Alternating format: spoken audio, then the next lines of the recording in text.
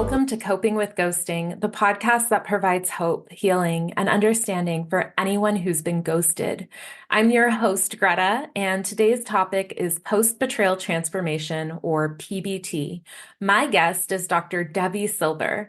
Dr. Silber is the founder of the PBT Institute and is a holistic psychologist, a health, mindset, and personal development expert, and is a two-time #1 international best-selling author. Her podcast, From Betrayal to Breakthrough, is also globally ranked within the top 1.5% of podcasts. Her recent PhD study on how we experience betrayal made 3 groundbreaking discoveries that changes how long it takes to heal. In addition to being on Fox, CBS, The Dr. Oz Show, TEDx twice, and more, she's an award-winning speaker and coach dedicated to helping people move past their betrayals, as well as any other blocks preventing them from the health, work, relationships, confidence, and happiness they want most. Dr. Silber, thank you for joining me. Looking forward to this conversation. Please call me Debbie. I'd love for you to share your story with listeners. How and why did you become an expert in betrayal? Yeah. So I don't think anybody says, I think I like the topic of betrayal. Let me study that. No. You study because you have to. I've been in business 32 years, health, mindset, personal development. And then I had a painful betrayal from my family and thought I did everything I needed to do to heal from that. And then it happened again a few years later. This time it was my husband. So anybody who's been through that, you're shocked, you're devastated, blindsided. That's how I was. And so I got him out of the house. That was the deal breaker. I looked at the two experiences thinking, well, what's similar here? Of course me, but what else?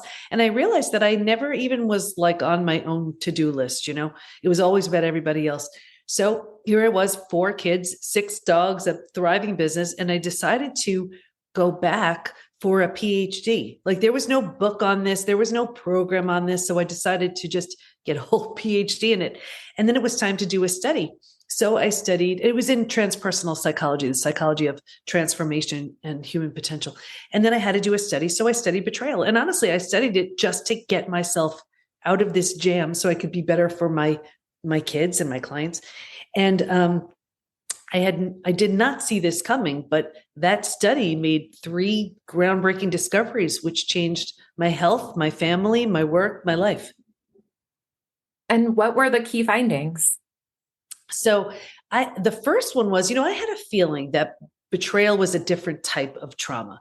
I'd been through death of a loved one. I'd been through disease, but I was like, betrayal feels different. I didn't want to assume it was the same for all my study participants. So I asked them, if you've been through other traumas besides betrayal, does it feel different for you? And every single one of them said, oh my gosh, it's so different. And here's why. Because it feels so intentional, we take it so personally. So the whole entire self gets shattered and has to be rebuilt. Rejection, abandonment, belonging, confidence, worthiness, trust, they're shattered. So that type of healing needed its own name because you're not only rebuilding your life, which is the invitation with all traumas, but you also have to rebuild yourself. So I coined a new term, post-betrayal transformation, the complete and total rebuild of your life and yourself after an experience with betrayal. So that betrayal is a different type of trauma. That was the first discovery. Want me to go to the second one? Mm-hmm. Oh, and also, I guess I wonder if you could just define betrayal for the listeners. Like, what's your definition of it? My definition is it's the breaking of a spoken or unspoken rule. And every relationship has them. But the way it works is the more you trust and the more you depend on that person, the deeper the betrayal. So let's take a child who's totally dependent on their parent and the parent does something awful. That's going to have a different impact than, let's say, your best friend sharing your secret, your coworker taking credit for your idea. They're both betrayals, but there's a different kind of level of cleanup left in the wake, different level of magnitude. Does that make sense? Absolutely. And ghosting is betrayal. Absolutely, because you had this spoken or unspoken agreement. We're dating, we're seeing each other, we're married, whatever it is. And then all of a sudden, where are they? That is definitely a betrayal. Yeah. Mm-hmm. So it's that. And what's unique to betrayal is the shock. It's like someone just takes a mask off. It's like we think we know this person. And then without our awareness or consent, all of a sudden it's like, what happened? Here I was going along with the spoken or unspoken rules. Where'd you go? So absolutely, it's a betrayal. And it's that shock piece that lands on our body, our mind, our heart. That's why it requires a very different way to heal. And that's also why it leaves us with a lot of these symptoms of post-betrayal syndrome. That was the second discovery. Want me to go through that one? Oh, absolutely. What are the symptoms? Yeah. So, this was another one where I thought, well, it's really interesting how it seems like people who are struggling to heal from betrayal all kind of have the same symptoms, and they do. And we have our post-betrayal syndrome quiz on our site to see to what extent someone's struggling. We've had, I think, over 95,000 people take it.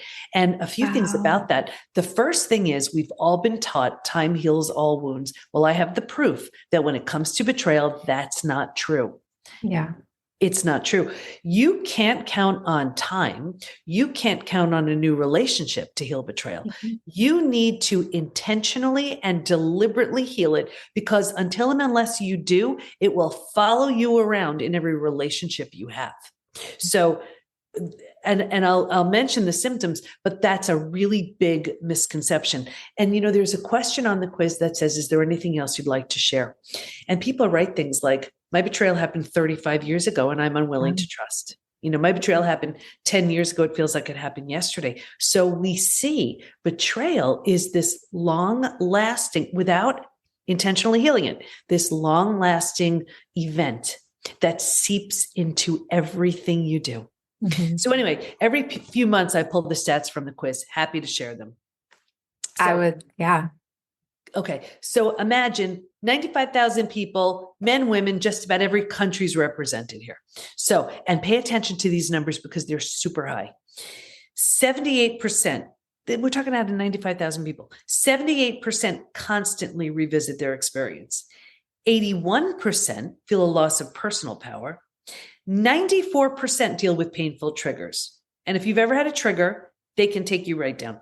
The most common physical symptoms: 71% have low energy, 68% have sleep issues, 63% have extreme fatigue. Your adrenals have crashed. You wake up in the morning, you're exhausted, you slept all night, doesn't matter. 47% have weight changes. So maybe in the beginning, you can't hold food down. Later on, you're emotionally eating. You're using food for comfort. 45% have a digestive issue.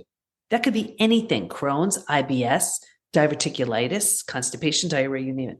The most common mental symptoms: 78% are overwhelmed.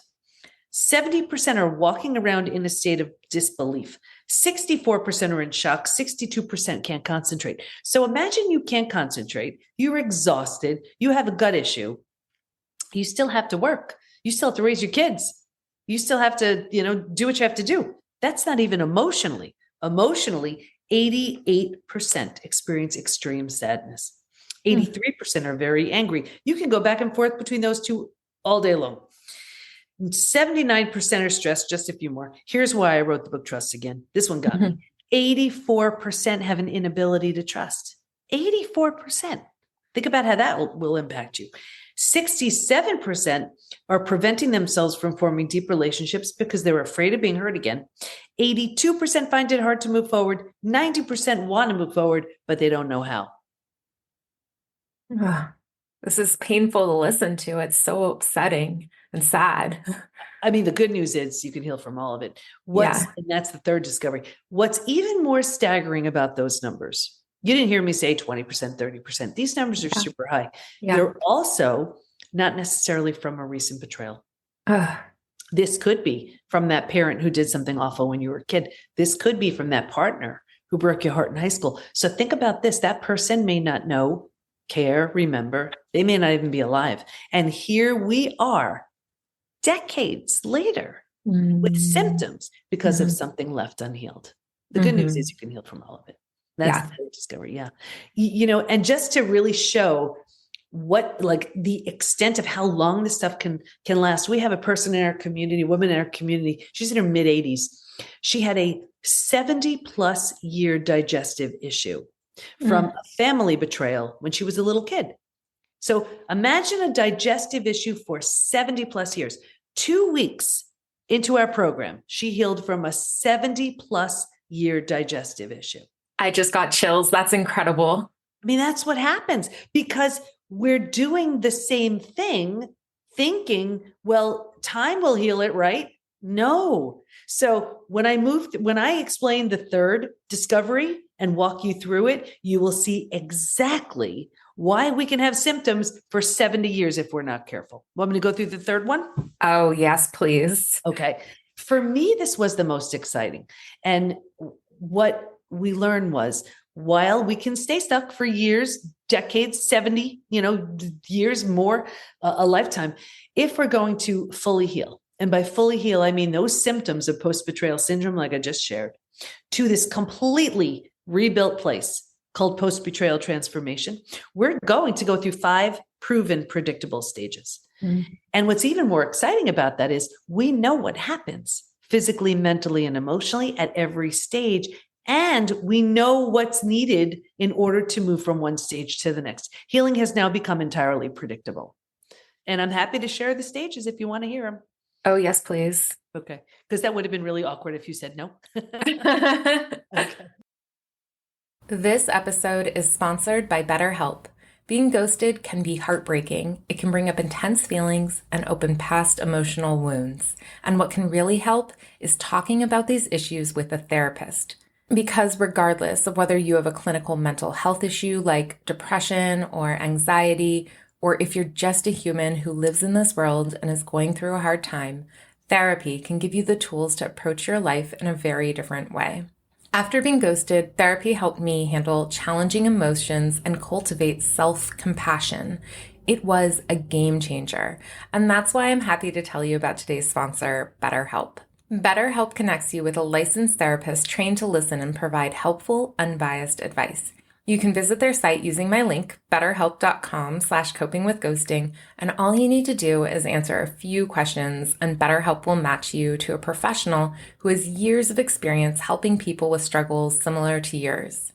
You can do this all from your phone or computer, via phone call, video chat, or messaging, whatever's most comfortable for you. So visit betterhelp.com/copingwithghosting or choose Coping with Ghosting during sign-up and enjoy a special discount on your first month. The direct link is also in my show notes. So this is all we do within the PBT Institute. This is all our coaches are, everything they're certified in. It's written in trust again. I'm going to give you a boiled down version of it right here. So Stage 1 is before it happens. And if you can imagine 4 legs of a table, the 4 legs being physical, mental, emotional, and spiritual. What I saw with everybody, me too, was a heavy lean on the physical and mental, thinking and doing. We're so good at that.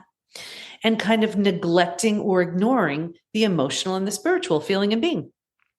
Well, if a table only has 2 legs, it's easy for that table to topple over, right? That's us. Stage 2, shock, trauma, D-Day, discovery day, like the day you get ghosted, right? Yeah. And this is the scariest out of all of the stages. Here's the shock right here. And it's the breakdown of the body, the mind, and the worldview. So right here, you've ignited the stress response. You're now headed for every single stress-related symptom, illness, condition, disease. Your mind is in a complete state of chaos and overwhelm. You cannot wrap your mind around what just happened. Like, this makes no sense. Like, how could this person be in my life today and yesterday and today? Where are they? Right? It's like that. And your worldview is completely shattered. Your worldview, those are the rules that govern you, that prevent chaos. Trust this person. Go here, don't go there, don't do that, do this, right? And in one earth-shattering moment or series of moments, every rule you've been holding to be real and true is no longer. The bottom has bottomed out on you and a new bottom hasn't been formed yet. This is terrifying. But think about it. If the bottom were to bottom out on you, what would you do? You grab hold of anyone or anything, right? In order to stay safe and stay alive. And that's stage 3. Survival instincts emerge. It's the most practical out of all of the stages. If you can't help me, get out of my way. How do I survive this? Who can I trust? Here's the trap though. Stage 3, by far, is the most common place we get stuck. And here's why. once we've figured out how to survive our experience, because it feels so much better than the shock and trauma of where we just came from, we think it's good. We're like, okay, I got it. And because we don't know there's anywhere else to go, we don't know there's a stage 4 or stage 5, right? We don't know that. So we plant roots here. We're not supposed to, but we don't know that. And then 4 things start to happen. The first thing is we start getting these small self benefits. We get to be right. We get our story. We love our story. We get someone to blame. We get a target for our anger. We get sympathy from everyone we tell our story to. On and on and on. And on some level, we feel we're not getting much else. So we take this. And so we plant deeper roots. We're not supposed to, but we don't know.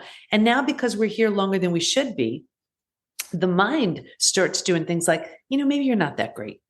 Maybe you deserved it. Maybe this, maybe that, right? And so we plant deeper roots. And now because we're here longer than we should be, and these are the thoughts we're thinking, well, this is the energy we start putting out. And like energy attracts like energy, right? So now we start calling people and circumstances and even new relationships towards us to confirm, yep, this is where you belong. Like right here is where you join that lame support group, and you will actually sabotage your healing because you found your people. This is where you go back to the betrayer who has no intention of changing because you're afraid to be alone.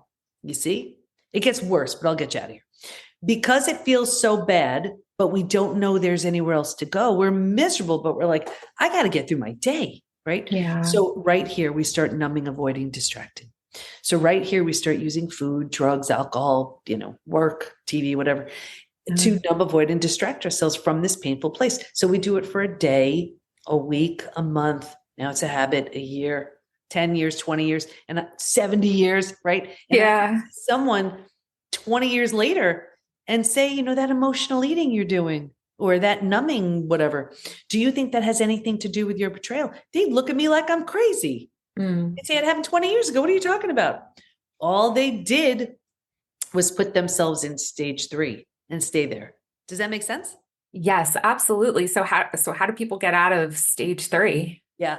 And that stage 3 is, I wrote a whole book on stage 3 from hardened to healed because I was like, you've been through the worst of it already. Why in the world are you settling for the worst place to be after your experience? You owe it to yourself to have that transformation, which is waiting for you in stages 4 and 5. Anyway, if you're willingness is a big word right here, willing to grieve the loss, let go of your story, let go of a bunch of different things, a few things you have to do, you can move to stage 4. Stage 4 is finding and adjusting to a new normal. So here's where you acknowledge, I can't undo what happened, but I control what I do with it. Right there in that decision, you're turning down the stress response. You're not healing just yet, but at least you stopped the massive damage you were accumulating in stages 2 and stage 3. Stage 4 feels like if you've ever moved. If you've ever moved to a new house, office, condo, apartment, whatever, like all your stuff's not there. It's not cozy yet, but you're like, we can do this. We got this. Okay. It feels like that. But what's so interesting is if you were to move, you don't take everything with you, right? Like you don't take those things that don't represent who you want to be once you're in this new space. And what I found was if your friends weren't there for you, you're done with them right here. That lame support group, you're done. That betrayer who won't change, you're done. And that's why people say to me all the time, what the heck? I've had these friends 10, 20, 30 years. Is it me? Yes, it is. You're undergoing a transformation. And if they don't rise, they don't come. So changing relationships really common as we move from stage 3 to stage 4. Anyway, when we settle into this new space, we make it cozy, we make it kind of mentally home. We move into the 5th most beautiful stage. And this is healing, rebirth, and a new worldview. The body starts to heal. Self-love, self-care, eating well, exercise. We didn't have the bandwidth for that earlier. We were surviving. Now we do. Your mind is healing. We're making new rules, new boundaries, based on everything we see so clearly now. And we have a new worldview based on the road we just traveled. And the 4 legs of the table, in the beginning, it was all about the physical and the mental. By this point, we're solidly grounded because we're focused on the emotional and the spiritual too. Those are the 5 stages. That's great. It's brilliant. And it's so wonderful that it's a predictable journey.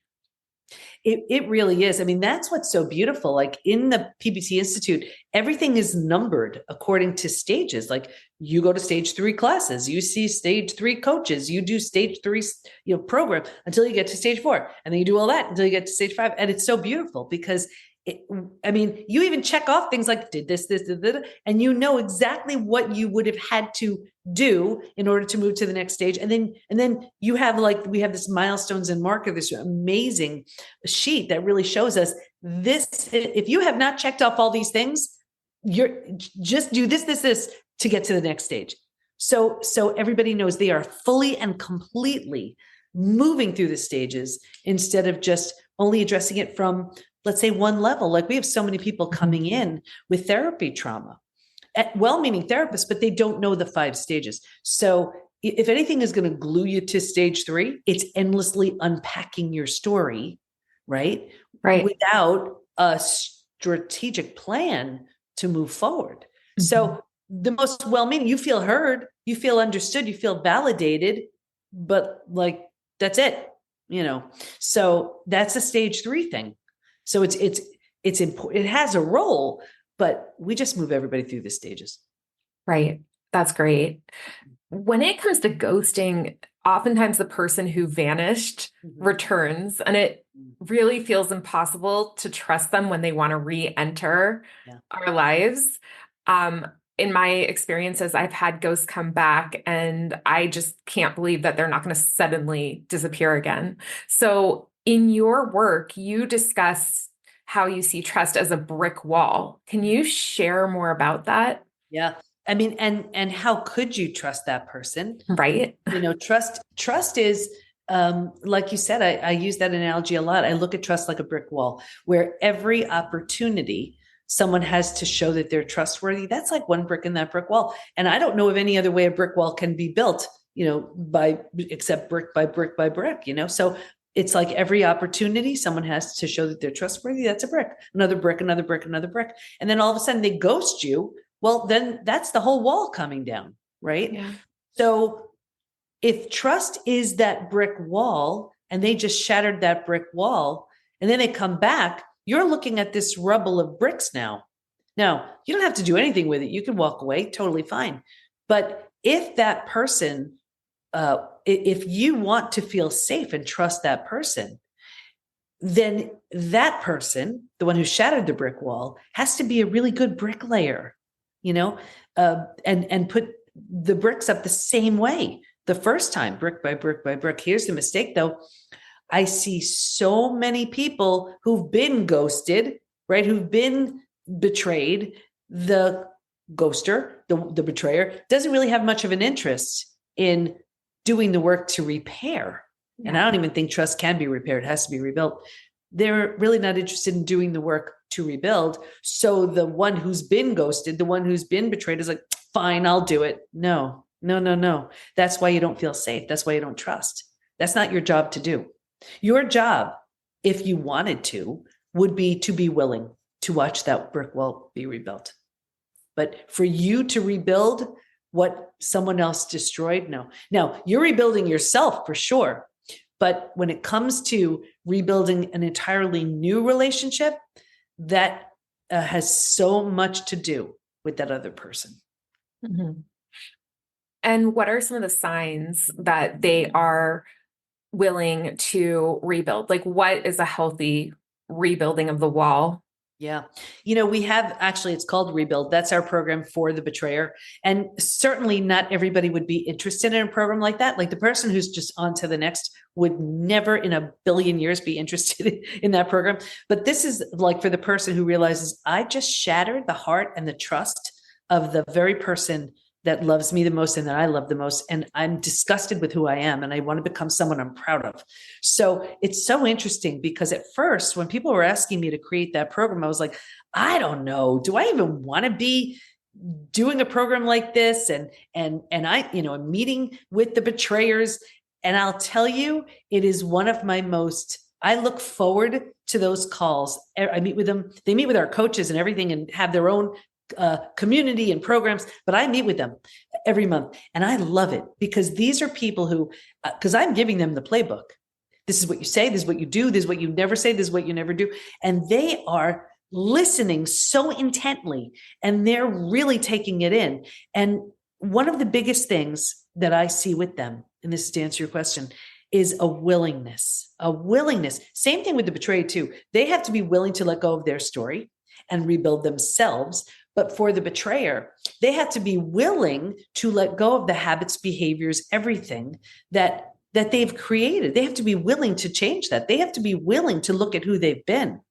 They have to be willing to really go into those dark places and say, why did I do that? What was I thinking? And here's the thing. I see this with a lot of betrayers. They betrayed. They're like, oh, well, they make excuses for the betrayer. Well, they've been, they were traumatized. They had they had this going on, that going on. Well, so has the betrayed, but why did they not make those choices too? I'm not saying it's not a valid reason for them to get support around that, but that does not justify betrayal ever. Thank you for saying that. Yeah, I hear that too all the time. It's not an excuse. It's not. It's like, so it's when you're even considering that should be the clue. I need to get some support around this, because to shatter the heart and trust of the person I love the most just because I have unhealed stuff going on. No, you're doing such tremendous damage that, and what is left in the wake for the betrayed to move through is otherworldly. It's like, when I look at betrayal, I think it is one of the hardest of the human experiences. I mean, I can only imagine like death of a child being worse, Yeah. Thankfully I've never been through that. But because think about it, this was the person, or these were the people who gave you a sense of safety and security. So if this is the person who gave you that sense of safety and security, and they're the ones taking it away, and this is after years or decades of complete and total 100% trust. I mean, what a violation. What a violation.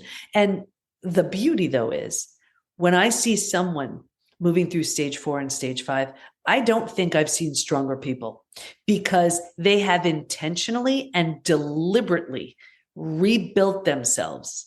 It's so beautiful to watch, because when this happens, what they're doing is they're taking a look at every thought that comes in, every belief that they have, every choice they make, and they're assessing. That was the old me. Does this still work? No, I'm letting it go. If it looks and suits this new version of me, okay. If not, And that's the same opportunity for the betrayer. And that's why, we have so many people going through a reclaim program for the betrayed, a rebuild program for the betrayer. They meet up again as two very different people. That's a 2.0 relationship. That's really, really incredible. Wow. I love what you've built and created around this. And everybody send your ghosts who return over to Debi. and many of them they will ghost this program, because they don't want to look at themselves, right? They don't want to take a look and own what they've done. And so they don't heal. And here's the thing too.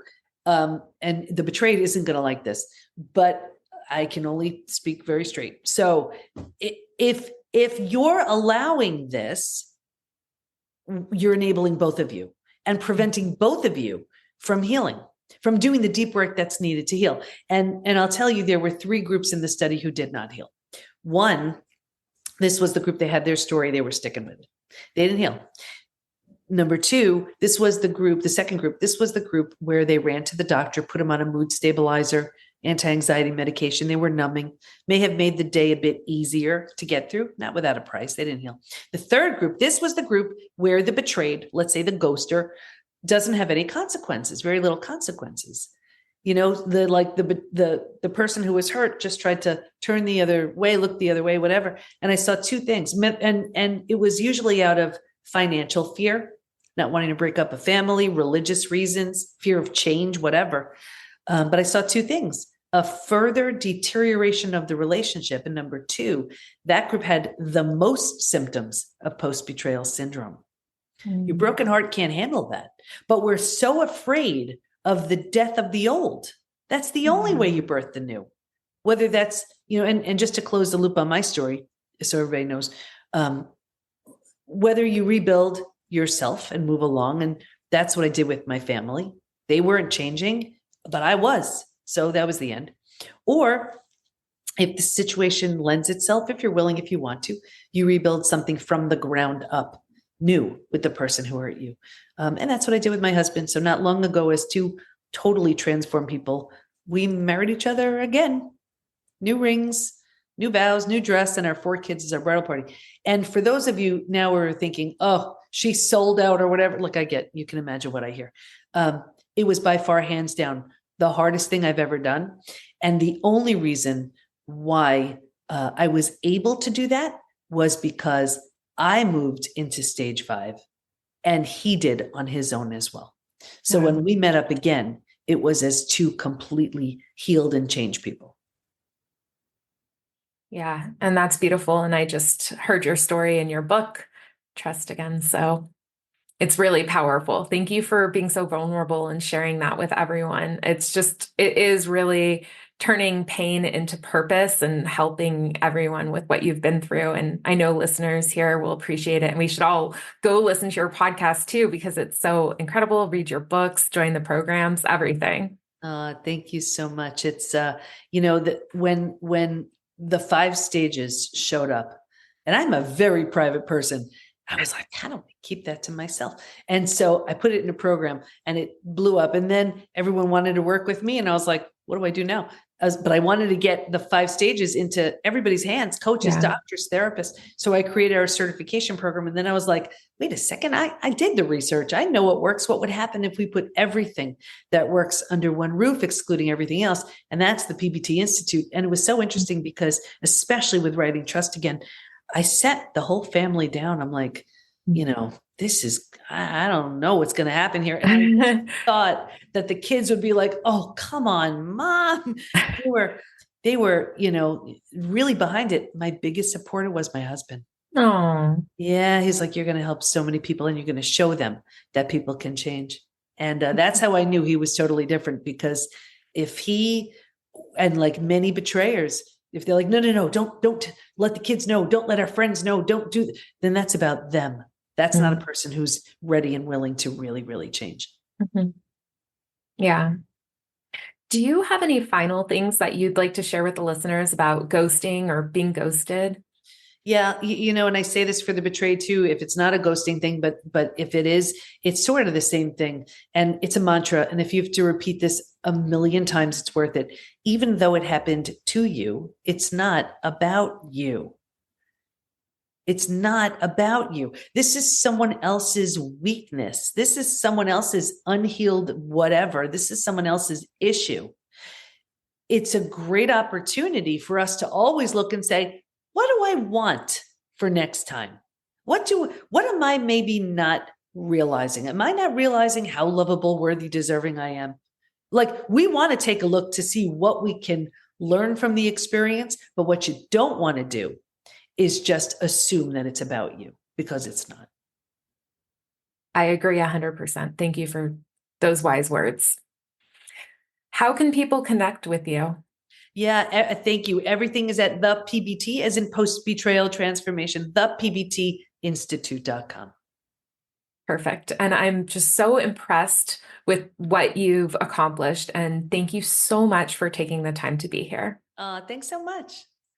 And listeners, I invite you to become a part of the Coping with Ghosting community. Follow Coping with Ghosting on social media, join the free and private Facebook support group, and share this podcast with anyone you know who's been ghosted or betrayed. I'd also really appreciate it if you could please leave a rating and review for this show. Your feedback helps spread a message of hope.